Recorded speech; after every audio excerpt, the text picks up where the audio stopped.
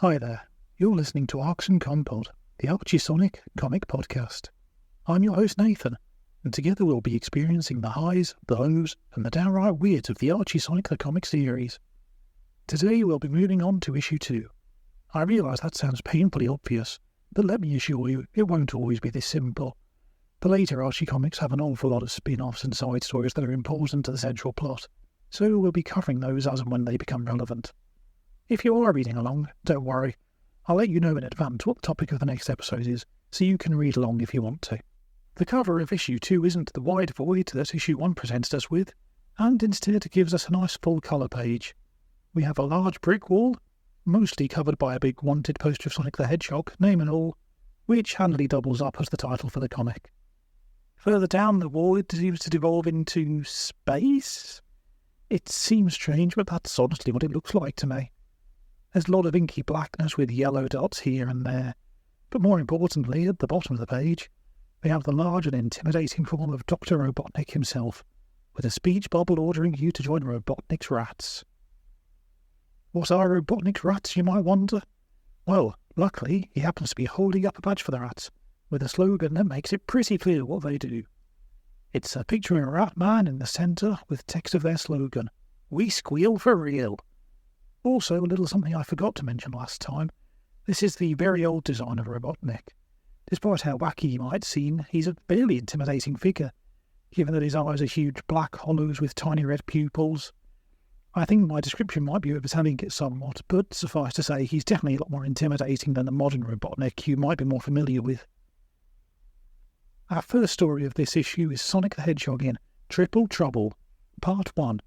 Though if the previous comic is anything to go by, I don't think the parts are going to be terribly important, as we'll most likely get the entire story in one comic anyway. We begin with Robotnik in a very purple room, and through the window we can see the shadow of his power plant, pumping out toxic gas. His wall is filled with cracks, and it's quickly apparent that they're his own doing. One of them even has a dart hanging out of it, while Robotnik is preparing to throw another dart.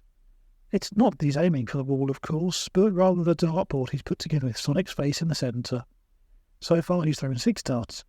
1's in the board, but halfway between the edge and the centre. 3 are in the wall, 1 is in the floor, and 1 is sticking out of his badnik Crabmeat's arm, though he doesn't seem especially concerned. Given that all the other darts have been thrown with enough power to damage the wall, clearly Crabmeat's tougher than I expected. Robotnik is rambling that Sonic will never survive his latest insidious plot, all while failing miserably at darts, as Crabmeat eagerly hopes he'll be given the opportunity to take out Sonic personally. Unfortunately, as Robotnik points out, Crabmeat has done nothing but fail him, both in the limited series and the ongoing comic book. Nothing like a little casual fourth wall breaking. We get another title for Robotnik here as Crabmeat tries to appeal to his blobberness. But Robotnik isn't without mercy. It turns out he does have a job for Crabmeat after all. Unfortunately, that job is to be the first victim of his latest robot. If you happen to watch the old Adventures of Sonic the Hedgehog cartoon in the 90s, you might recognise this one. It's Coconuts. Not exactly the same monkey badnik from the cartoon, but a very similar design all the same, I believe. One thrown coconut later, and Coconuts has exploded poor Crabmeat. It looks like, in Crabmeat's own words, he gave him a blown-to-bit part. I know the pun is on the bit part, but I thought there was probably an easier and better joke somewhere in there. Maybe something about blowing his chance? Being blown to bit instead of bits just felt a little bit jarring. Even my notes are trying to autocorrect it to bits. Not important though, focusing far too much on this, so let's move on. Robotnik congratulates his little motorised monkey on the incredible shot with his deadly exploding coconuts. And as Coconuts responds, I realise he might even have the same voice as the cartoon version, when he replies with, "You know it, Doc," with a K instead of the C. Maybe I'm just reading the voice because I want to, though. Apologies for the poor impression. I can't seem to help myself. Robotnik sends Coconuts off with the order not to return until he has slaughtered Sonic the Hedgehog. That's not my phrasing, by the way. He really did use the word slaughter. It seems pretty violent for a Goofy Kids comic book, which is definitely what Archie Sonic started out as. I can't help but wonder if they'd have trouble getting the phrasing past modern censors. Or maybe I've just spent too much time on the internet and I'm overestimating how sensitive a modern audience is. Either way, Coconuts is confident, and declares this will be a piece of cake. Coconut custard cake, that is. Not really related, but that sounds disgusting. Then again, though, I don't like coconuts, so I suppose I'm biased. On the third page of the comic, we move on to later that day, and finally see Sonic the Hedgehog, despite his name being on the cover. Pretty sure this happened in issue 1 too. I guess the writers really wanted to write a Robotnik comic, but needed Sonic's name to get it to sell. Sonic encourages Tails to hurry up as he's widening the gap between them, only for a literal gap in the ground to open up between them suddenly. Tails is amazed from it. Big Sonic was right. He's literally widening the gap between them. How did he do that? Well, Sonic admits he didn't. Just in time for someone off panel to announce it was their doing. And just as another huge, indecipherable mass rockets towards our heroes. They narrowly avoid it, but we get an explosive sound to let us know just how powerful it was. Zooming out a little, we also get to see the gap between Sonic and Tails was actually a small crater in the floor. And if the perspective is accurate, its diameter is probably about that of your average Mobian. So just imagine a Sonic or a Sally laying on the floor and you'll get the right idea of a scale. You can probably already guess who's behind all this monkey business, especially because Sonic and Tails specifically call it out as monkey business, which is a huge clue. But just to be sure, we'll check out the next page and find out, shall we? Yep, here it is. It's Coconuts. Of course, they don't know his name yet, so Sonic calls out the mechanical monkey that was throwing exploding coconuts at them. This annoys Coconuts, though, because Sonic's speaking in the past tense, and he's actually still throwing things at them. I know it's probably not the point, but I feel like it's a clever little way to start teaching some younger readers about past and present tense without getting too bogged down in being educational. Sonic and Tails dive out of the way from another exploding coconut, as Coconuts plans out his victory headline, Chimp makes chump of hedgehog. It seems this headline has really riled up Tails, who's all revved up to chase down the sassy little simian. But Sonic actually manages to keep his cool here and stops Tails from running off. He can tell Coconuts just wants them to give chase, so he has a better idea. They're going to play a game from Sonic's childhood called Monkey in the Middle. Tails is confused, and Coconut is a celebrating silhouette in the background, making monkey noises as the page ends, and we're left to wonder just what the game will entail. We find Coconuts up in his tree, scouting for his target. Ha! He thinks. Sonic must be so scared that he's shaking in his boots. Instead, in the next panel, we find that Sonic is indeed shaking, but he's shaking Coconuts' tree. Coconuts plummets down with a thud, and Sonic thanks him for dropping in. Coconuts won't be deterred, however. He's not so easily defeated. He launches an exploding coconut at Tails, but unfortunately, that's just what the heroes wanted. Tails begins to spin his tails with a "Yes, sir, one Sonic's world coming right up." The coconut bounces away from Tails with a dink, though, according to Sonic, it's the wind of his tails that blew it back. Who knew wind could make a dink sound, The coconut soars over Coconuts' head towards Sonic, and I'm saying Coconuts way too much now, it's really starting to lose all meaning. Sonic starts building up speed and spinning too, thus beginning a little game of volleyball with our hero knock the explosive back and forth, soaring constantly over the head of poor Coconuts. He irritably demands that he stop playing volleyball with his coconut, and Sonic gladly obliges, passing it back. Coconuts does manage a brief "uh-oh," and the next panel suddenly moves us along to a while later in Robotnik's headquarters. A swab bot approaches Robotnik and is carrying a box, announcing, "A package has arrived for you, old Jelly Belly." Yet another title, and yet again no reaction to the insult from Robotnik. He really knows how to earn his weight, I guess. Here he's much more excited at the prospect of a present for him. He eagerly tears into it, hoping that whoever it was knows his size. XXXXXXXXL. That's 8 X's if you were wondering. "Gadzooks," Robotnik explains as he pulls out the present. "It's Coconuts, or at least what's left of him." Looks like he failed in the end. Coconuts has to be put together again so he can try again, but he's had his chance. 2 shadowy, mysterious figures loom from the right of the panel. "Forget it, that's our job," says one, with a little "yeah" from the other. The shadowy figures are immediately recognisable to anyone who's seen the old adventures of Sonic the Hedgehog series. It's Grounder and Scratch, and with their appearance tease, we come to the end of part 1 of the story.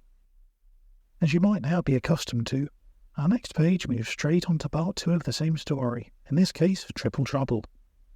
It just occurred to me what the meaning of this title is. I suppose it's referring to coconuts, Grounder and Scratch. I just thought, it's the title of one of the old games, and didn't think any further for some reason. Sonic the Hedgehog will be crushed, bellows Robotnik as he smashes a Sonic action figure. It looks like he just took it out of the packaging too. What a terrible waste, that could have been worth something one day. We once again have our shadowy figures from before in the background, confident they'll be the ones to take Sonic down. And now, finally, we get to see our shadowy badniks in their full glory in the next panel. And I'm thrilled to see it is indeed who I thought it was. That would have been an embarrassing mistake. Robotnik agrees they'll succeed as he addresses them both by name. Firstly Scratch, the robot chicken, and leader of the SSSSSS, the Super Special Sonic Search and Smash Squad, along with his non-identical twin, Grounder. He really is a non-identical twin too, given he's half the height, not a chicken at all, has wheels instead of legs, drills instead of hands, drill instead of a beak. In fact, aside from being badniks, I'm not sure there's any similarity at all. It's interesting to find out Scratch is officially the leader though. Maybe I missed it back when I watched the old cartoon featuring the two of them, but I always thought of them as equals rather than Scratch being the leader. Then again, maybe that's why he always gets top billing. It's always Scratch and Grounder after all, never Grounder and Scratch. Also, Grounder pipes up with a "Yes, your lardness." In response, here's another fun little title at the expense of Robotnik's weight there. Once again, he doesn't react. I'm thinking way too much about this, but he's programming them, so does he want to be called these things? I can't remember, but I wonder if he ever actually gets annoyed at anyone making a crack about his weight at any point. I suppose we'll find out eventually if it does happen. Robotnik sends them on their way, assuring them that he will be in constant contact with them. "Yes, overweight one," Scratch calls back. There's another new title. It might be interesting to start collecting them to see how many there are. It's only one panel later that they're interrupted because the phone in Grounder's chest is ringing, which is something I think I recall happening multiple times in the cartoon too. Scratch answers it for him and orders whoever it is not to bother them on their important mission for the evil Dr. Robotnik. Of course, who else would it be but Robotnik himself? He just wants to remind them of the price they'll pay if they fail him, and to emphasise this point, he even manages to reach across panels and choke the chicken while he makes his point. Maybe I should have phrased that better. Some pleasant mental image. Anyway, in response to the warning about a price, Scratch makes a joke about thinking they got an employee discount. It took me a second for the pun to register, but I have no idea why. Maybe I was too distracted by all the chicken joking. Now, finally on their way, we see our villains following a very helpful sign that says, "To the Great Forest." Scratch is determined to prove that he is the greatest robot that Robotnik ever built. Grounder doesn't want to be left out, however, and corrects him to say "we" a few times. "You should have thought of that before we left," says Scratch. And this joke I did get right away. I guess toilet humour just sits well with me. It's nice the comics come down to my level at least. Scratch is reading a book on how to track a hedgehog, and it seems the first thing they need to do is find a deep trench left in the ground by Sonic zooming around. It turns out this is pretty easy, because Grounder's already fallen into one. The next page has Scratch congratulating Grounder on his success, though he mulls on the fact that after only 3 pages his life is quite literally a rut, given he's fallen into a rut in the ground. Not to worry though, because apparently his arms can turn into any kind of machine, allowing him to helicopter his way back up to safety. The two rush off to follow Sonic's trail, with Scratch ordering Grounder to keep up. Grounder gets off a snarky little quip about Scratch definitely being a chicken, because he sure knows how to henpeck. Yet, hidden behind a nearby tree, we see Sonic and Tails, who are watching it all unfold. It turns out the trail Sonic left was fake. Then again, as Sonic himself says, it's easy to fool someone dopey enough to buy the How to Track a Hedgehog book. It's nice to see that little visual gag of the book title get some attention drawn out so nobody misses it. Sonic tells Tails to head back to Knothole, and when Tails asks why, you get to choose the response. That's right. Sonic's speech bubble response actually has 3 options with checkboxes, and you get to pick one. Option 1, Tails needs to let Princess Sally know about Scratch and Grounder. Makes sense. Option 2, because I said so. Probably not the real answer, but we've also all probably given up and just used that reason when talking to someone at some point in our lives, most likely a small child. Option 3, the most unique of them all, is to allow the artist more room to draw. As serious as the comics can get later on, this gag here is fun for these little silly fourth wall breaks. Whatever you choose, Tails gives us a salute with an aye aye, and we can move on to the next page. We have Scratch telling Grounder to go slow, bro, which immediately made me think of the Pokemon, but there's absolutely nothing to suggest it's an intentional reference, so I think that was just me being weird. It seems the duo have found the end of the trench, but it stops at the edge of a cliff. Ha! Says Scratch. Does he think we're stupid enough to follow the trail over a sheer cliff? That's the cue Sonic was waiting for, because he misheard it, totally unintentionally I'm sure, as them asking him to sheer the cliff, which he does with a sonic spin. As he arrives, Scratch yells out, "It's himself!" instead of, "It's him!" which seems like an error maybe. The two badniks plummet off the cliff to the ground far below. Fortunately, Grounder can save himself from the fall by turning his arms into parachutes, but Scratch asks what he's supposed to do. What is he, chopped liver? He lands with a whambo, which is a unique bit of onomatopoeia admittedly, as Grounder floats down behind him. Grounder can't resist pointing out here that now Scratch actually does look like chopped chicken liver after his terrible fall. Though really, he seemed pretty intact for such a fall. Guess he really was one of Robotnik's greatest machines after all. Sonic tells them to go home and tell Robotnik they lost. There's another new title for the Doctor if you keep in count. Robotnik isn't around to react to this one, though it's not as if he's reacted to any of the others anyway. The SSSSSS aren't done yet though. Grounder shoots a cable out of his arm and manages to snag Sonic by the throat, and the two badniks team up to pull Sonic down the cliff towards them as Scratch suggests singing their favourite song, The Yanks Are Coming. Just a little bit of wordplay obviously, but I was curious so I looked it up, and it seems to be a pretty famous song for Americans. It's actually titled Over There is from all the way back in 1917. Sonic has pulled over the cliff and lands heavily with a woof, while Scratch brags about his plans succeeding and how Robotnik will honour him for subduing Sonic. Grounder can't believe his ears, though I'm not sure he actually has ears. All his hard work and Scratch is taking the credit. The two start arguing, with Scratch announcing his plan to take the glory for Sonic's demise, while also calling Grounder a sawed-off pencil sharpener. Grounder wants to know just how he plans to do that, firing back with his own insult of hen-house breath. It turns out Scratch's plan was to rattle his brain by pecking him rapidly, something he demonstrates on Grounder, who explains he was planning to give Sonic a base full of tear gas instead, and demonstrates it on Scratch in return. We get a panel of Sonic looking a little bored, while a series of speech bubbles and sound effects play around into the effect of "Why you think that? Knock, pow, ow," and so on surround him. It seems Scratch and Grounder are so busy arguing and fighting each other, they haven't even noticed Sonic's back on his feet again. While the badniks are distracted, Sonic proceeds to literally run circles around the two of them, much to their confusion. Once he's done, Scratch knows that the two are surrounded by a deep fissure, and Grounder responds, "That's for sure." There really is a lot of good wordplay in these early comics, I like it. The fissure leads to a cave-in, and the two of them find themselves trapped in the ground. And when you know it, now of all times, Grounder's phone is ringing. Lucky for them, Sonic's happy to help out and answer it for them. Sonic answers with a play on an automatic operator message with, "Sorry, the badniks you were trying to reach have been disconnected."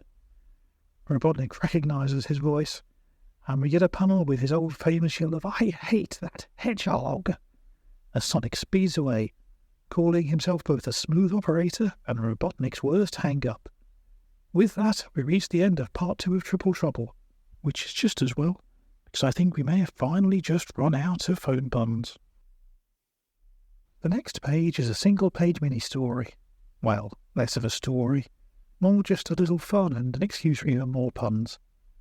This section is titled In the Beginning, as Sonic explains to the reader that he didn't just spring off the drawing board, there were apparently plenty of false starts beforehand. We get illustrations of a few examples, including Chronic the Hedgehog, complaining about his aching back, Philharmonic the Hedgehog, in the process of conducting an orchestra, Moronic the Hedgehog, who looks dumb and can only muster a duh in his speech bubble. Stereophonic the Hedgehog, who is listening to music which he describes as, wow, like groovy daddy-o. Then we have two that are such specific, unusual words that I feel like they must have been researching rhyming words rather than coming up with them naturally. First up is Histrionic the Hedgehog, who is having a crying tantrum about not always getting his way when he's meant to be the star of the comic. The other is Hydroponic the Hedgehog, a Sonic with glasses excitedly talking about growing plants in zero gravity. Those are some pretty big words for what is ostensibly a kid's comic book, but nothing wrong with learning some new words, I suppose. Heck, you never know.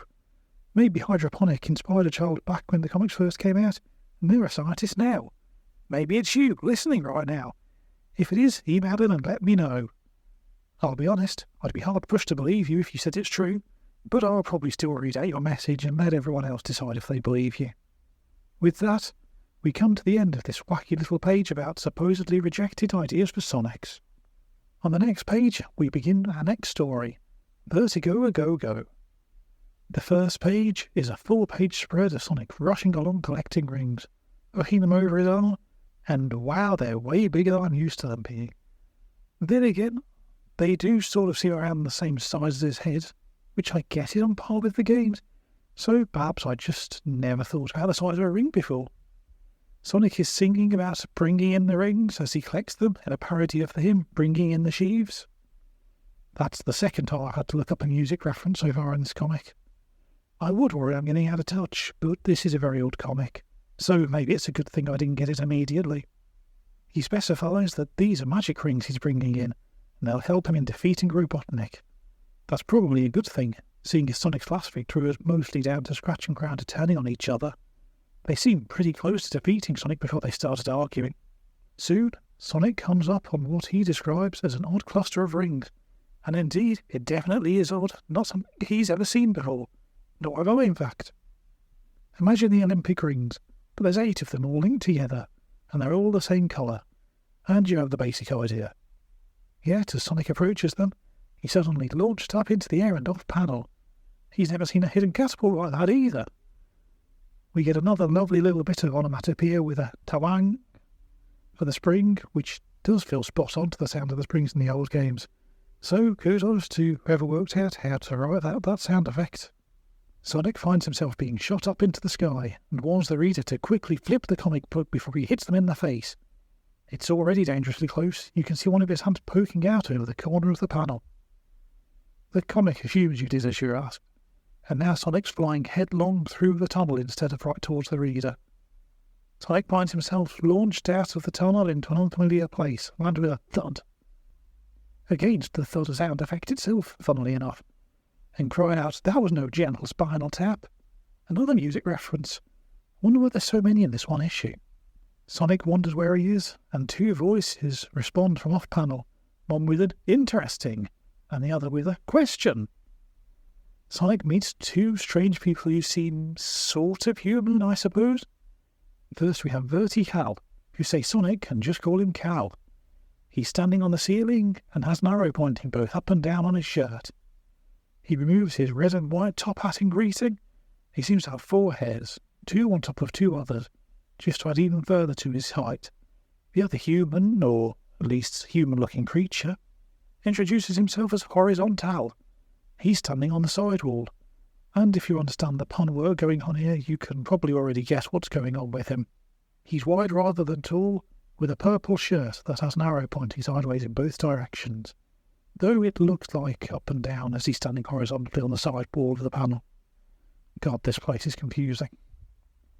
He has his own hat too, though rather than a top hat, this one is wide and flat, just to further his horizontal gleaming. Even his hair is the opposite, being 4 pieces that lay flat across his head sideways and spread out to make him seem even more horizontal. Sonic is understandably confused, but seems to grasp the basics. If that one is horizontal and the other is vertical, then that means he's falling.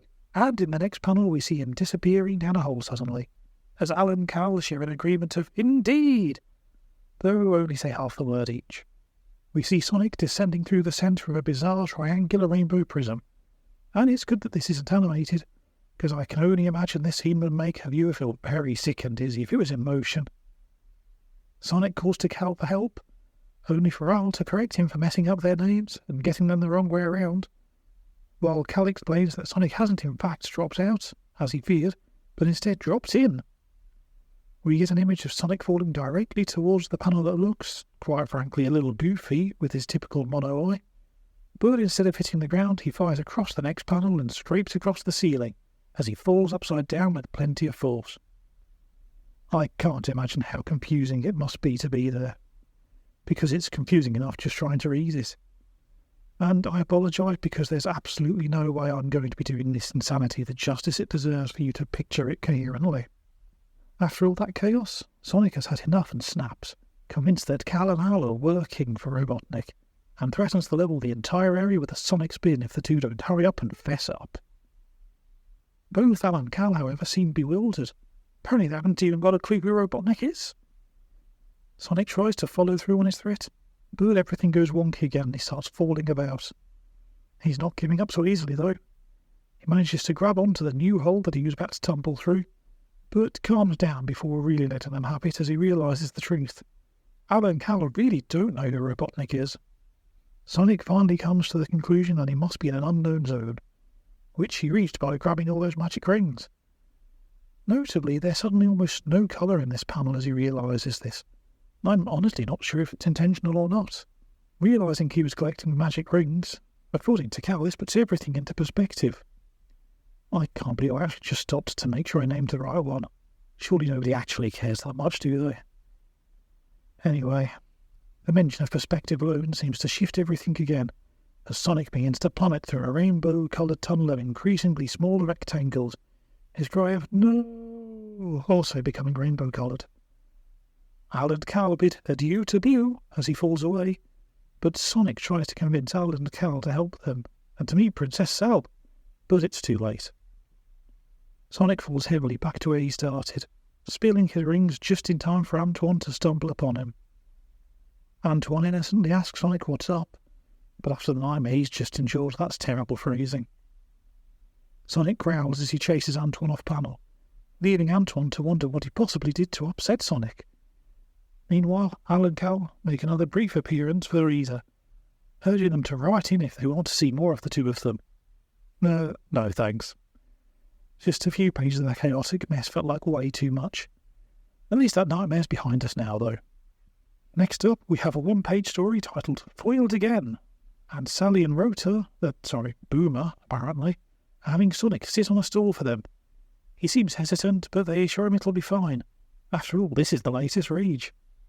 Sally and Rota grab one side of the foil each, ready up, and run full speed at Sonic. He's knocked backwards off the stool, but they manage to get a very clear imprint of Sonic's shocked face on the floor where it hit him. As Rota says, Sonic certainly makes a good impression. Also, the sound effect we have for the foil here is Scrinkle, which is once again unique and yet somehow spot on. We then pan out to the final panel of the story to see piles upon piles of foil, as Sally explains that the foil embossed covers are really going to boost sales. Looks like this is all to make covers for the comics. Rota reassures Sonic that there's only another 74,999 to go, while Sonic laments there must be an easier way to make a living. And with that, we come to the end of this fun little fourth wall-breaking mini-story within a single page. That was a nice breath of fresh air, especially after whatever the hell that mess with Horizont and Verti was meant to be. Our next page is yet another mini-story. This one's titled Two-Timer, and we see Sonic and Sally together in what I'm guessing, from context, despite it being pretty sparse, is meant to be a freedom fighter kitchen. The title suggests there could be some romantic drama in the offing, though given we're still in the gag era of the comics, I don't think it's too likely. Indeed, the first thing we get is Sally telling Sonic to sit still and wait, but he refuses. After all, think of all he could accomplish. We see him rushing off and cleaning up litter from yesterday's freedom fighter parade, although we didn't see that parade, which is a shame. It would have been nice to see just how big a group the freedom fighters is meant to be at this point. Then we see him repairing the walls from the Borobot invasion. Nice little callback to the previous issue. And then we get to see him deliver all 200 issues of the Not Old Herald. Well, I guess that answers my question about how many freedom fighters there are.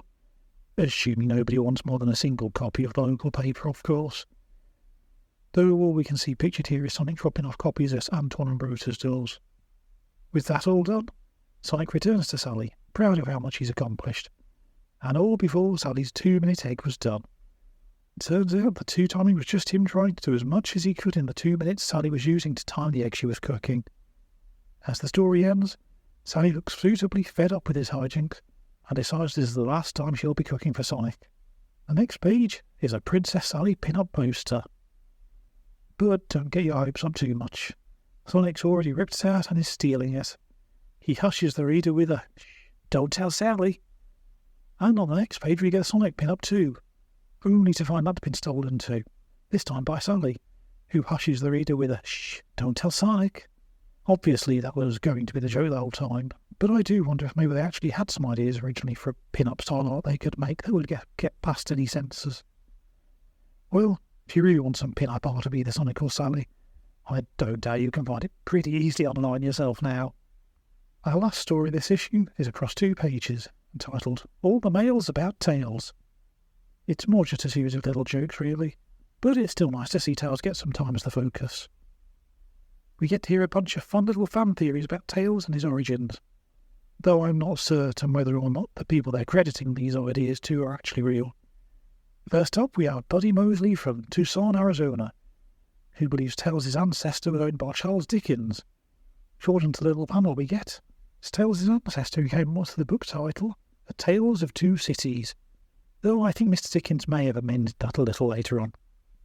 Next up we have a theory from Jimmy McGrath of Jacksonville, Florida, who believes Tails is a mutant. We get a glimpse of Tails in a superhero costume with a T on the chest, as he shows off to someone he calls Prof. And no, we can't see him in full. It seems to be a knockoff Charles Xavier of the X-Men sitting in his wheelchair and wearing green. We then move on to Connor Mooney of Binghamton, New York, who thinks Tails was the lost leader at a carnival freak show. We see the crowd excited to see the carnival's witch doctor, bearded lady and unicorn, yet they yawn in boredom at Tails' appearance. I'm not sure I'd be offended or relieved in Tails' place. At least they don't think of you as a freak, I guess, despite the 2 Tails. Next we have Chelsea Hoyle of San Jose, who thinks Tails was created in a lab by Dr. Frankenstein. We have the Doctor laughing maniacally that his creation is alive, while Tails just lays bored on the operation table, hoping aloud that his health insurance covers whatever's been done to him. Then we have Tom Kilroe of Tiger City, South Carolina, who thinks Tails has actually got 2 tails because he has Antoine's tail. Does Antoine not have a tail? I've got to go back and check. Hold on, because I'm suddenly not so sure. Nope, looks like he doesn't. Guess this theory does hold water. We see Sonic removing Antoine's blonde hair to reveal the brown fuzz underneath, joking that Tails has the same hairstyle too. Actually, looking at them like this, I'm surprised there weren't a bunch of old fan theories that Antoine was secretly Tails' dad or something. Our final suggestion comes from Jimmy Ford of Shirley, New York, who apparently faxed in a huge theory of evolution that made the writer's head spin. We see Tails sitting in front of Einstein while holding up a piece of paper with an F grade, as he comes out with, to quote Barbie, math is hard. Wow, is that really something she used to say? Either way, it's really weird now to go back and see Tails be anything other than genius. Tails seemed happy with any theory though, because he's got bigger issues to focus on, which we find out in the final panel. Whatever the case, Tails says, he thinks he deserves a 3-issue miniseries, and asks the reader if they agree with him. It's a clever ploy to get more cards and letters sent in, I suppose, having the character ask personally. Meanwhile, Sonic finally finds a letter addressed to him, asking, "Dear Sonic, why are you always naked?" Sonic manages a little oops after reading it aloud. And with that, the story ends, unfortunately depriving us of the true reasoning behind Sonic's permanent nudity. And that brings us to the end of issue 2 of this comic. How did you enjoy it? Any particular moments that stood out to you? Anything you're hoping to see more of? Do you share my strange distaste for vertical and horizontal? Whatever your thoughts, be sure to send a message via email to arcsoncompod@gmail.com. That's arcsoncompod@gmail.com. Or just drop a comment on the episode. I'll do my best to read out a couple of them during episodes, so make sure to email in and yours might get read out for everyone to hear. As long as it's suitable to be read out, obviously. Next week, we'll be moving on to issue 3. So if you're reading along, there's your homework for the week. Thank you for taking the time to go on this journey through the Archie Sonic comics with me. And here's hoping you'll be listening again next episode for issue 3. Until then, have a great week and take care of yourselves. Goodbye.